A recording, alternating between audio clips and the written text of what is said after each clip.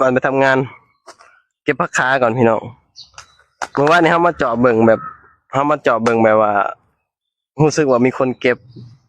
เหี่ยนหมดเลยนี่แบบมีคนเก็บไปแล้วค่อนข้างที่จะแบบว่าบ่มีเลยแหละเนาะแต่เมื่อคืนนี่ฝนตกว่าบ่เชื่อว่าบ่เชื่อว่าสิเกิดขึ้นไวขนาดนี้พี่น้องเบิ่ง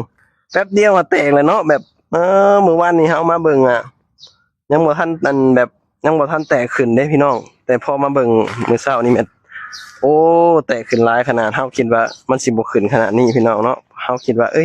มันน่าจะขึ้นเฮาเพราะว่าฝนมันตกใส่เฮาเลยมาเบิ่งเพราะว่าไอ้ผักขาหรือว่าไอ้เขาเอิ้นอิหยังก็ภาษาไทยเอิ้นอิหยังลืมแล้วสะอมพี่น้องเพราะว่าสะอมนี่ธรรมชาตินี่มันสิหอมพี่น้องเวลาเฮาไปใส่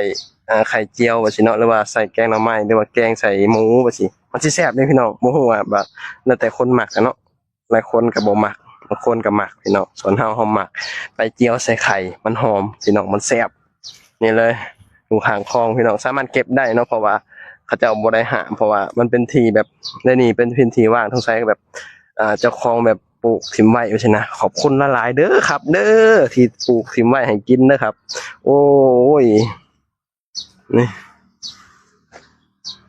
เก็บผักขาดเนาะ